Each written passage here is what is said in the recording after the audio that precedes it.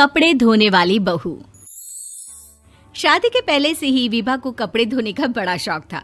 कभी नल के नीचे तो कभी तालाब के पास। अरे मेरी नीली वाली लुंगी नहीं दिख रही है। विभा की अम्मा, कहाँ रखी है लुंगी? अरे वो तो विभा ने परसों ही धोकर रखी थी आपकी अलमारी में, देखो वहीं होगी। वो ना मैंने आज धो दी, मुझे लगा कि गंदी हो गई होगी। अरे कैसे गंदी हो गई थी? उसे तो मैंने पहना भी नहीं। हे भगवान, इस लड़की के कपड़े धोने की आदत से परेशान हो गया हूँ मैं। जितना तो घर में राशन नहीं आता, उससे कहीं ज्यादा डिटर्जेंट पाउडर का खर्चा है। इसकी शादी करवा दो, शादी जाए अपने घर में ही करे काम, फिर चाहे घर के कपड़े धोने हो या पूरे गांव के। हाँ ठीक बोल रही हो, देखता हूँ मैं कोई लड़का। वो दिन भी आ जाता है जब विभा को देखने लड़के वाले आ जाते हैं। लड़की मुझे अच्छी लगी। होने वाली सास कहती है, बेटी अगर कुछ पूछना है तो पूछ लो। वैसे तो हमारी लड़की बहुत ही शर्मीली है, जो बोल दो वो मान लेती है, इसे क्या पूछना होगा। अरे कैसी बात कर रही हो माँ, मुझे इन लोगों के घर रहना है, सवाल तो कई है। हाँ हाँ बेटा, पूछ लो ना, क्या पूछना है। आप लोगों के घर कपड़े कौन धोता है? सास का मुंह बन जाता है। देखो, अगर तुम ये कहना चाहती हो कि तुम्हें कपड़े धोने नहीं आते तो सुन लो, कपड़े मैं ही धोती हूँ, लेकिन तुम्हारे आ जाने के बाद मैं रुमाल तक नहीं धोऊंगी। अरे चुप रहना भाग्यवान, बहू बेचारी घर आई नहीं, उसे डराना शुरू कर दिया। वो क्या है ना बिटिया, अभी तक तो ये कल्लू की माँ ही धोती थी, लेकिन अब तुम्हारे पापा तो दहेज में वॉशिंग मशीन देंगे ही।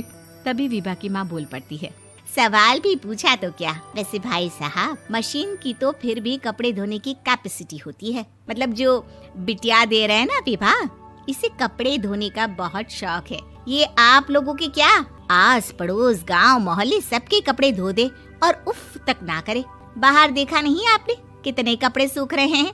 सब हमारी बिटिया ने ही तो धोए हैं। बस भी करो ना माँ, शर्म आ रही इतनी तारीफ सुनकर।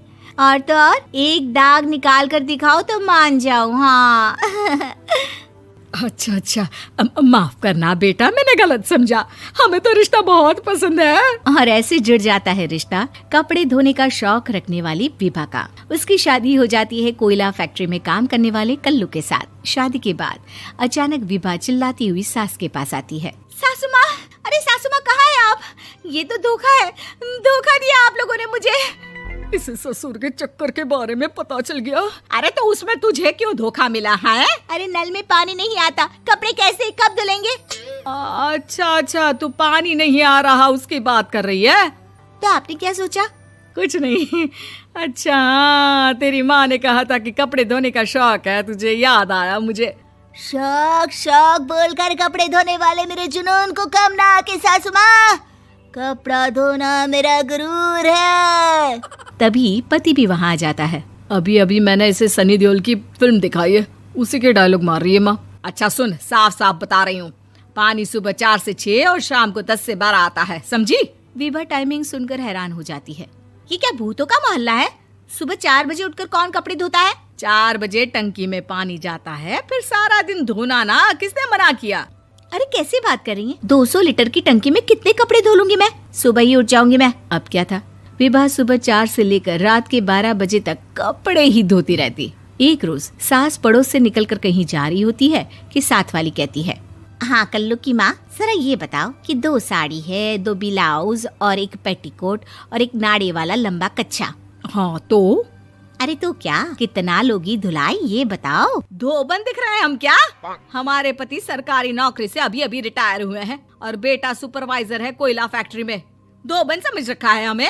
हाय रे कल्लू की अम्मा, माफ कर दो, वो तो मोहल्ले में यही सब बता रहे थे कि तुमने बहू को कपड़ा धुलवाने के काम में लगा दिया है। सास को पड़ोसन की बात सुनकर गुस्सा आ जाता है। वो घर पहुंचती है जहां घर के बाहर ही इतने सारे कपड़े सूख रहे होते हैं जितने कि किसी धोबन के घर पर। अरे ओ कल्लू की दुल्हन, बाहर निकल।